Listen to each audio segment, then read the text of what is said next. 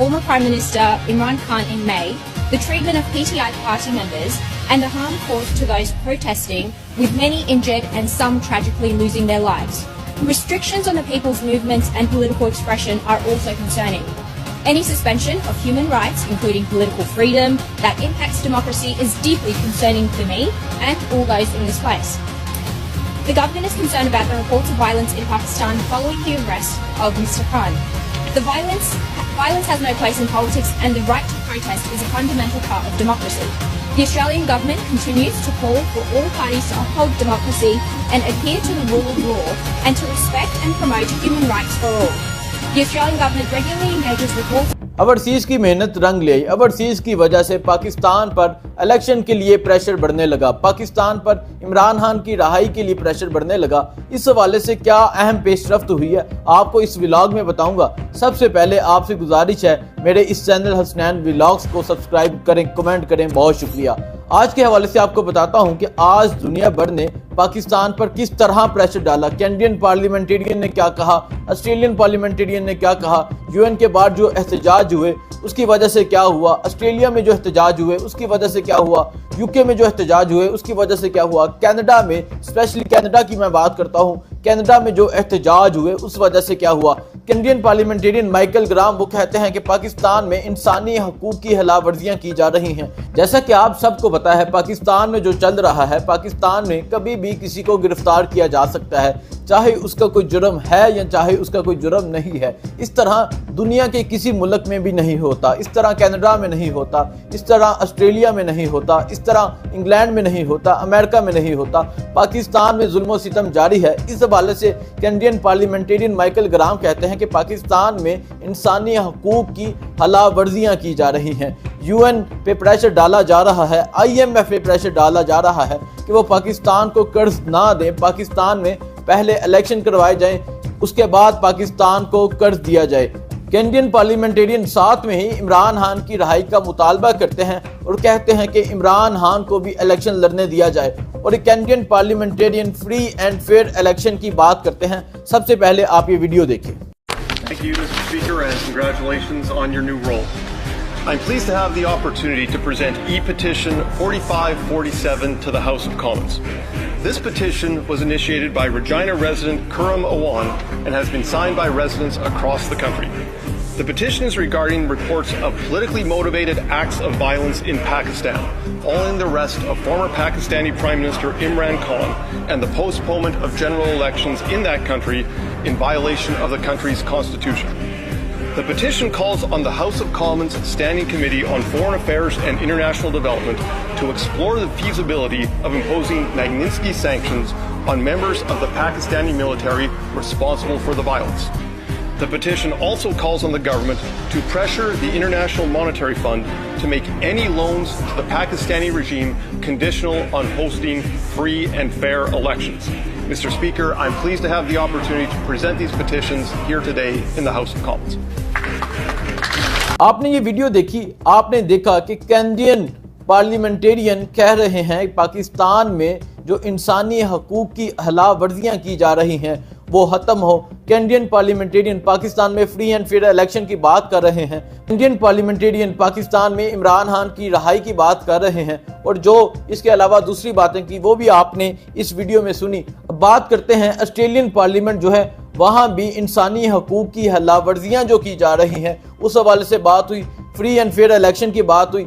अब IMF पर pressure डाला जा रहा है कि पाकिस्तान में वो इलेक्शन करवाएं और ये भी कहा जा रहा है वो वफद जो पाकिस्तान पहुंचा था जिसने गारंटी दी थी IMF को पाकिस्तान को कर्जा देने के लिए, जिस पर इमरान खान ने दस्तखत किए थे और इमरान खान की भी गारंटी मांगी गई थी, वो वफद पाकिस्तान आ रहा है और पाकिस्तान आकर वो इलेक्शन का मुतालबा करेगा। एक तरफ ऑस्ट्रेलिया की पार्लियामेंट प्रेशर डाल रही है, दूसरी तरफ कनाडा की पार्लियामेंट प्रेशर डाल रही है। आपको पता है जो कनाडा में जो हालात हैं इस वक्त, कनाडा ने भारत पर जो पाबंदियां लगाई हैं, भारत के 25,000 विजिट वीजा जो है वो कैंसिल कर दिए गए और ये कहा गया अब भारतीयों को कनाडा आने की इजाजत नहीं है। इसी हवाले से कैनरा की पार्लियामेंट में ये बात की गई और ये कहा गया कि पाकिस्तान पर भी पाबंदी लग सकती है अगर पाकिस्तान के हालात ठीक ना हुए, अगर पाकिस्तान में फ्री एंड फेयर इलेक्शन ना हुए, अगर पाकिस्तान में जमहूरियत की बहाली ना हुई। अब यकीनन पाकिस्तानी अदारों पर प्रेशर पड़ रहा है, अब यकीनन पाकिस्तानी हुकूमत पर सही प्रेशर पड़ रहा है, जिस वजह से पाकिस्तानी हुकूमत को पाकिस्तानी अदारों को इलेक्शन करवाने पड़ेंगे। एक तरफ IMF का वो वफद जिसने ये गारंटी दी थी कि पाकिस्तान को कर्ज दिया जाए और ये मुतालबा किया था कि पाकिस्तान में जल्द फ्री एंड फेयर इलेक्शन करवाए जाएं, वो भी दोबारा से पाकिस्तान आ रहा है और आकर पाकिस्तानी अदारों पर, पाकिस्तानी हुकूमत पर प्रेशर डालेगा कि फ्री एंड फेयर इलेक्शन जल्दी से जल्दी करवाए जाएं। अगर ये प्रेशर कामयाब हो जाता है तो पाकिस्तान में जल्द फ्री एंड फेयर इलेक्शन होंगे जो होते हुए नजर नहीं आ रहे। आपको पता है कि आईनी तौर पर 3 माह में इलेक्शन करवाना जरूरी होते हैं, लेकिन ये जो हुकूमत है, एक तरफ कश्मीर के क्या हालात हैं, पाकिस्तान के क्या हालात हैं, एक तरफ कश्मीर के वज़ीर आज़म अनवारुल हक सोए हुए हैं, उन्हें पता ही नहीं कि कश्मीर के क्या हालात हैं, कश्मीर में क्या चल रहा है, और दूसरी तरफ पाकिस्तान के जो वज़ीर आज़म हैं अनवारुल हक काकर साहब, वो भी सोए हुए हैं, उनको भी नहीं पता कि उनकी जिम्मेदारी क्या थी, उन्होंने क्या करना है क्या नहीं करना। वो इस मुल्क के वज़ीर आज़म है और इस मुल्क में जो चल रहा है, मुल्क में कानून की खिलाफवर्जियाँ की जा रही हैं, मुल्क में इंसानी हकूक़ की खिलाफवर्जियाँ की जा रही हैं, मुल्क में लोगों पर जुल्म सितम किया जा रहा है। ओवरसीज़ पाकिस्तानियों ने जो एहतजाज किया था, एक बड़ी तादाद में एहतजाज किया था और रोज़ाना एहतजाज के लिए पहुंच जाते थे, रोज़ाना इमरान खान की राय का मुतालबा करते थे। आज ओवरसीज़ पाकिस्तानियों की वजह से दुनिया पाकिस्तान पर प्रेशर डाल रही है और इस प्रेशर की वजह से उम्मीद है जल्द से जल्द इलेक्शन होंगे और पाकिस्तानी कौम अपना नुमाइंदा चुनेगी और पाकिस्तानी कौम अपना वज़ीर आज़म चुनेगी और पाकिस्तानी कौम जिसको चाहेगी वज़ीर आज़म बनाएगी। और आप समझते हैं कि पाकिस्तानी कौम किसको चाहती है। अब बात करते हैं शेर रशीद की गिरफ्तारी के हवाले से। शेर रशीद साहब को गिरफ्तार किया गया, आज तकरीबन 20 दिन गुजर गए हैं। आज शेर रशीद के जो भतीजे हैं, शेर आशीष शफीक साहब, जो रावलपिंडी से MNA थे, वो कहते हैं कि मैं अल्लाह को गवाह बनाकर कहता हूँ कि हमें नहीं पता शेर रशीद कहाँ पर हैं, किस हाल में हैं। वो कहते हैं शेर रशीद कई दफ़ा पाकिस्तान के पार्लियामेंटेरियन रहे, उनके साथ ऐसा सलूक क्यों किया जा रहा है, उन्होंने कौन सा ऐसा काम किया है, उन्होंने कौन सा ऐसा इक़दाम उठाया है जिस वजह से आज उन्हें लापता किया गया। वो कहते हैं कि रावलपिंडी पुलिस ने अगर शेर रशीद को बाजियाब नहीं किया तो वो सुप्रीम कोर्ट में जाएंगे, जस्टिस काजी फायद ईसा साहब को हाथ लिखेंगे और उन्हें कहेंगे जज साहब देखें पाकिस्तान में क्या चल रहा है, पाकिस्तान में कानून की खिलाफवर्जियां की जा रही हैं, पाकिस्तान में इंसानी हकूक़ की खिलाफवर्जियां की जा रही हैं, आप इस पर एक्शन ले। शेर रशीद साहब इस वक्त तक लापता हैं, उनकी लाल हवेली को सील किया गया, नहीं पता शेर रशीद किधर हैं, सदाकत अब्बासी किधर हैं, इसके अलावा फरोह हबीब किधर हैं। फरोह हबीब के बड़े भाई वो इस हुकूमत से मुतालबा करते हैं, वो इन अदारों से मुतालबा करते हैं फरोह हबीब को बाजियाब कराया जाए, फरोह हबीब को अदालत में पेश किया जाए, अगर कोई उनका जुर्म है उन्हें अदालत सजा दे। आप इस तरह नहीं कर सकते। फरोह हबीब के बड़े भाई इन अदारों से मुतालबा करते हैं कि हमने कभी भी कानून की खिलाफवर्जी नहीं की, हम कभी भी पाकिस्तान के खिलाफ नहीं गए, हम कभी भी इन अदारों के खिलाफ नहीं गए। वो फरोह हबीब की रहाई का मुतालबा करते हैं। पाकिस्तान में इस तरह का दौर चल रहा है, एक तरफ मियां महमूद रशीद जो इस उम्र में जेल में है,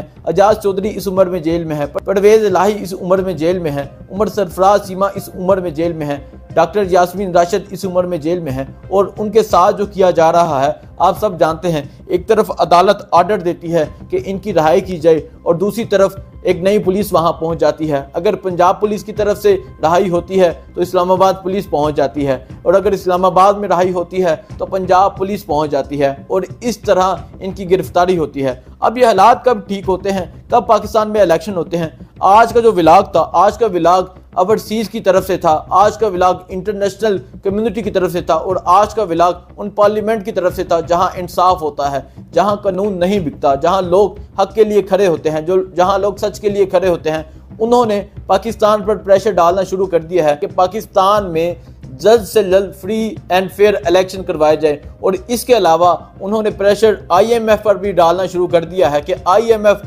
तब तक पाकिस्तान को कर्ज ना दे जब तक पाकिस्तान में इलेक्शन नहीं होते। अब देखना यह है कि ये प्रेशर कामयाब होता है, क्या पाकिस्तान में इलेक्शन होते हैं, क्या इमरान खान की रिहाई होती है, क्या फ्री एंड फेयर इलेक्शन होते हैं या नहीं होते। अगर फ्री एंड फेयर इलेक्शन होते हैं तो पाकिस्तानी कौम इस वक्त अपना नुमाइंदा, अपना तर्जमान इमरान खान को मान चुकी है और पाकिस्तान के 70-80% जो नौजवान हैं वो इमरान खान को चाहते हैं, इमरान खान को वोट देंगे। और अगर इमरान खान साहब इलेक्शन में होते हैं तो इमरान खान साहब बड़ी अक्सरियत के साथ इस मुल्क पाकिस्तान के वज़ीर आज़म बनेंगे। पाकिस्तानी कौम उनको अपना नुमाइंदा समझती है, पाकिस्तानी कौम समझती है कि वही पाकिस्तान के हालात ठीक करेंगे। अब इलेक्शन होते हैं या नहीं होते, या 14 मई की तरह ये फैसला भी रद्दी में डाल दिया जाता है। जिस तरह ये फैसला किया गया था कि 14 मई को इलेक्शन करवाए जाएं, आज मई को गुजरे कितने महीने गुजर गए हैं, मई, जून, जुलाई, अगस्त, सितंबर, अक्टूबर, आज अक्टूबर है लेकिन इलेक्शन नहीं हुए। जिस तरह बंदियाल साहब का फैसला रद्दी की टोकरी में डाला गया था, क्या इस तरह जस्टिस कादी फायद इसाक साहब भी कोई फैसला करते हैं, उस पर भी कोई इम्प्लीमेंट होता है या नहीं होता, देखते हैं। मुझे दीजिए इजाज़त, अल्लाह हाफिज़।